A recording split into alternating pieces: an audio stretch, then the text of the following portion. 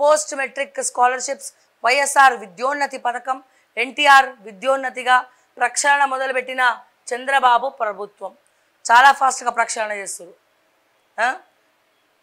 Pan పరేషాన్ అట, భారీ స్కామ్ల పాన్ కార్డుల దుర్వినియోగం, మరణించిన వారి పేరిట లావాదేవీలు, వృద్ధులు రైతులు కార్డులు వాడని వారే టార్గెట్, ఐటీ నోటీసులతో బాధితుల లబోదిబో, దేశవ్యాప్తంగా పలుచోట్ల కేసులు నమోదు. చూసిరా ఎందులో జరగట్లేదండి బాబు, మొత్తం స్కామ్ స్కామ్ స్కామ్. ఇంకొన్ని రోజులు పోతే స్కామ్ల భారతదేశం అయిపోయేటట్టుంది. మరి ప్రతి దానికి స్కామే. ఎన్టీఏలో సంస్కరణలు. నెక్స్ట్ దిశ చూద్దాము. దిశ విషయానికి వస్తే గ్రూప్ 4 అభ్యర్థులు సర్టిఫికేట్స్ వెరిఫికేషన్ రేపటి నుంచి ఆగస్టు 21 వరకు, గైర్హాజరైన వారికి ఆగస్టు 24 నుంచి మరో ఛాన్స్. టీజీపీఎస్సీ 2 లక్షల రుణమాఫీకి రాష్ట్ర ప్రభుత్వం కసరత్తు ముమ్మరం చేయడంతో బీఆర్ఎస్కు భయం పట్టుకుంది. ఆగస్టు 15 వరకు రుణమాఫీ అమలైతే రైతులు తమకు దూరం అవుతారని, గ్రౌండ్ ఖాళీ అవుతుందని గులాబీ నేతలు ఆందోళన చెందుతున్నారు. 10 ఏళ్లుగా రైతులే తమను కాపాడారని, ప్రస్తుతం రుణమాఫీతో వాళ్ళు కాంగ్రెస్కు పాజిటివ్గా మారిపోతారనే టెన్షన్ గులాబీ లీడర్లను వెంటాడుతూ ఉంది. సో బీఆర్ఎస్కు రుణమాఫీ భయం, సర్కార్ కసరత్తుతో పార్టీలో గుబులు.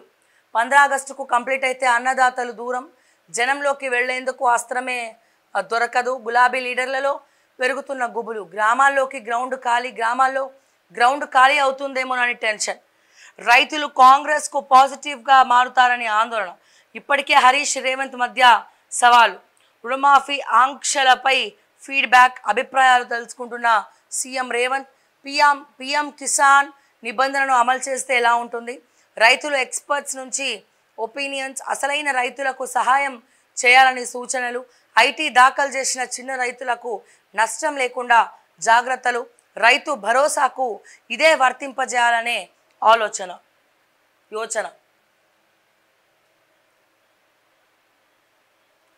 సో సర్కారు కసరత్తుతో పార్టీలో గుబులు, 15 ఆగస్టు కంప్లీట్ అయితే అన్నదాతలు దూరం. మరి ఏ రకంగా చూడొచ్చు వీటన్నిటిని కూడా? ఎవరికి గుబులు, ఎందుకు గుబులు అంటే, మరి గ్రౌండ్లో బీఆర్ఎస్ ఖాళీ అవుతుందేమో. ఇన్ని రోజులు రైతులు చాలా యాంటీగా ఉండే కాంగ్రెస్ పార్టీకి, ఎందుకు అంటే రుణమాఫీ చేయలేదని. మరి రుణమాఫీ చేసిన తర్వాత మా పరిస్థితి ఏంది అని చెప్పి వీరు ఆలోచిస్తూ ఉన్నారు. ప్రతి ఒక్క ఇష్యూని మీరు అడ్రస్ చేయడమే, అంతకుమించి గుబులేం లేదు. అండ్ అట్లాగే మీ పార్టీ గుబులు రావడానికి కారణం కూడా మీరే, వేరెవరో కాదు, వచ్చి చేసింది కాదు. Point number 1. So point number 2, ఇక్కడ ఉన్నటువంటి ఇష్యూస్ ఏవైతే అడ్మినిస్ట్రేషన్ గురించి ఉందో దాని గురించి మీరు క్వశ్చన్ చేసుకుంటూ ముందరికి వెళ్ళడమే.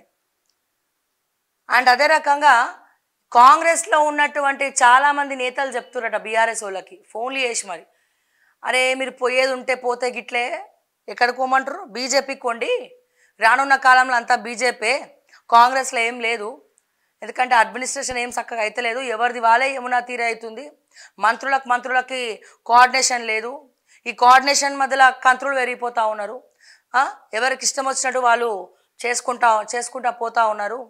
ఇక రానున్న కాలంలో గట్టి ఫైట్ అనేది 5 ఏళ్ల తర్వాత, అప్పటికి తెలంగాణలో కేంద్రంలో మళ్ళీ ఏ పార్టీ వచ్చినా తెలంగాణలో బీజేపీ గ్రాఫ్ కొద్దిగా పెరిగే అవకాశం కనబడుతుంది. సో మళ్ళీ ఈ పార్టీల మధ్యలోనే గట్టి ఫైట్ ఉంటుంది అని ఆయన, మీరు ఇక్కడికి వచ్చి ఏం చేస్తారు, ఇక్కడనే మాకేం లేక బాధపడతా ఉన్నాము, మీరు పోతే గిట్లా బీజేపీకి కొండి అని చెప్పి చాలామంది చెప్తా ఉన్నారట. సో ఎవరైతే ఈ బీఆర్ఎస్ నుండి 25 ఎమ్మెల్యేలు మేము వస్తాం గొడ దూకుతాం, గేట్లు ఓపెన్ చేయండి అని ఆయన అడుగుతా ఉన్నారో, సో వాళ్ళు మరొక్కసారి అటువైపు చూస్తూ ఉన్నారంట. ఇప్పుడు అంటే బీజేపీ వైపు పోదామా, బీజేపీ ఇప్పుడు కేంద్రంలో 3వసారి మళ్ళీ మోడీయే కదా వచ్చింది, మరి ఈసారి వస్తే మళ్ళీ మోడీ ఏమైనా సవరణలు చేస్తాడేమో, ఈసారి జాగ్రత్త పడతాడేమో, నార్త్లో సీట్లు తగ్గినాయి, మరి ఈసారి ఎట్లా ఉండబోతోంది, ఇంకేం చేయబోతా ఉన్నారు బీజేపీ 4 ఏళ్లలో, ఈ రకరకాల డౌట్లు వస్తూ ఉన్నాయి అందరికీ.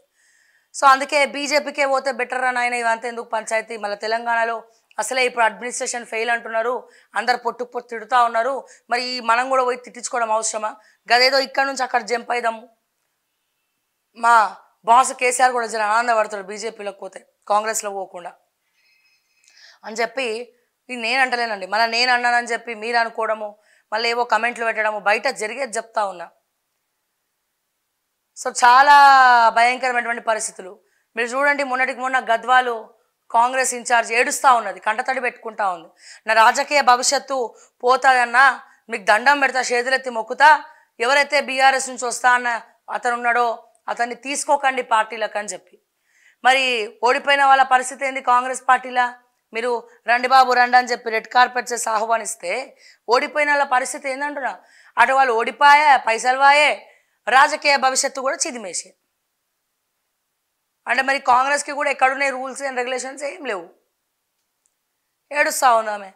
సో అట్లా ఏడ్చేటోళ్ళు మస్తు మంది ఉన్నారు, అరే వద్దురా నాయన అని చెప్పి. అసలు ఘోరాది ఘోరంగా ఉందంట పరిస్థితి. ఓడిపోయిన వాళ్ళదైతే ఇప్పుడు వాళ్ళు బీఆర్ఎస్తో పాటు గట్టిగా ఖర్చు పెట్టడానికి పైసలు అప్పు చేసిరట. ఓకే, బాగా అప్పు చేసిరట. అప్పు చేసి తీసుకొచ్చి పెట్టిరు.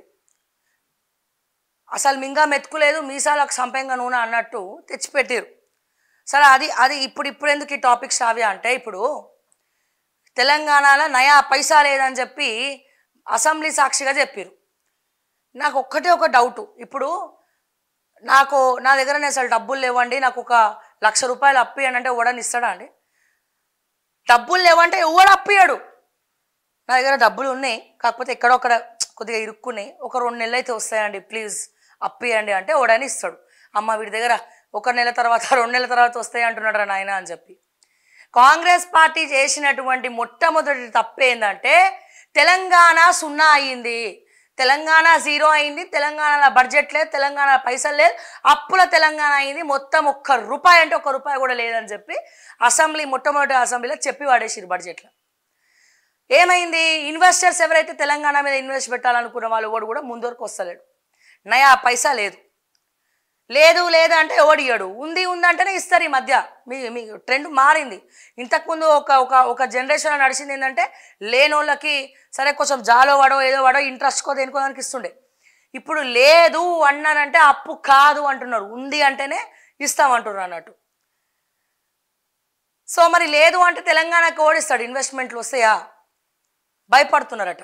అని అట్లనే మొత్తం రియల్ ఎస్టేట్ మొత్తం 0 అయిపోయింది, మొత్తం డబ్బులు ఎక్కడిదక్కడ స్టక్ అయిపోయింది. తెలంగాణ రియల్ ఎస్టేట్ ఎప్పుడైతే అద్భుతంగా నడిచిందో ఇప్పుడు మొత్తం కూడా రియల్ ఎస్టేట్ 0 అయిపోయింది. లబో దిబోం అంటారు, చాలామంది పైసలు ఎక్కడిదక్కడ ఇరుక్కుపోయినాయి అని చెప్పి బాధపడతా ఉన్నారు. సరే, ఇది అడ్మినిస్ట్రేషన్. మనము ఈ బడ్జెట్ గురించి వీటి గురించి మాట్లాడుకున్నాం, టాపిక్ డైవర్ట్ అవుతా ఉంది. సరే, ఒకసారి మనం ఇక్కడ మాట్లాడాలంటే వీళ్ళు ఏమైంది, అప్పు చేసి పెట్టిరు, తెలంగాణ ప్రభుత్వంలో పైసలు లేవు. సరే, వీళ్ళు ఒక 3 మంత్రుల దగ్గరకు పోయినట, ఎవరు ఓడిపోయిన ఎమ్మెల్యేలు. అన్న సూడే జర మమ్మల్ని పట్టించుకుంటలేడు రేవంత్ రెడ్డి, అప్పుల పాలు అయిపోయినా మన అప్పులో ఎంబడి పడుతుర్రు, పైసలు లేవు ఏం లేవు అని చెప్పి ఇప్పుడు కాదు లోక్సభ ఎన్నికలకు ముందు పోయినరట.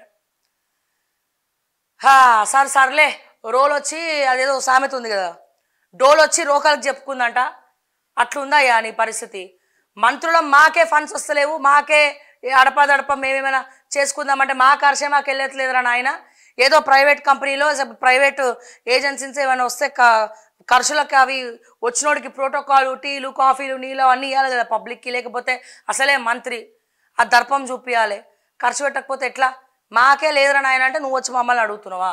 సర్లే బాగుంది అని అన్నట పరిస్థితి. ఇక మా ఎమ్మెల్యేలు వాళ్ళ నియోజకవర్గాలకి నిధులు రావాలి, నిధులు వచ్చినాక ఎమ్మెల్యేలు ఏమైనా ఖర్చు పెడతారా? వాళ్ళు గెలిచిరు కదా, వాళ్ళు నించున్నారు, ఖర్చు పెట్టిరు, విచ్చలవిడిగా ఖర్చు పెట్టి గెలిచిరు. మరి వాళ్ళు నియోజకవర్గాన్ని ఖర్చు పెట్టాలా, సంతకాలు పెట్టి వాళ్ళ వెనకాల వేసుకొని అప్పులు తీర్చాలా? ఇట్లా ఉందండి కాంగ్రెస్ పరిస్థితి. అందుకే ఇక్కడ పైసలు లేవు, ఏం లేవు, ఇక్కడికి మీరు వచ్చినా ఒకటే రాకుండా ఒకటే, ఉల్టా పైసలు మీకే ఖర్చు అవుతాయి, వద్దురా నాయన, పోతే అక్కడ బీజేపీకి కొండి కానీ ఇక్కడికి వద్దని చెప్పి చెప్పుకుంటా ఉన్నారనమాట. మళ్ళీ రేవంత్ రెడ్డి గారు మళ్ళీ జరిగిందా లేదా అని ప్రూఫ్స్ అడగకండి, దయచేసి మీ ఓడిపోయిన ఎమ్మెల్యేలను పిలిచి ఒకసారి మాట్లాడండి, వాళ్ళ కష్టాలు ఏంది, వాళ్ళ బాధలు ఏంది అరుచుకోండి ఒకసారి. ఎందుకంటే ఇవాళ ఓడిపోయినోడు రేపు గెలవచ్చు, ఓడిపోయింది కానీ చెప్పి పనికి రాకుండా తీసి పక్కన పడేయడం కాదు, వాడు మళ్ళీ రేపు గెలవచ్చేమో, ఎవరికి చెప్పలేం కదా.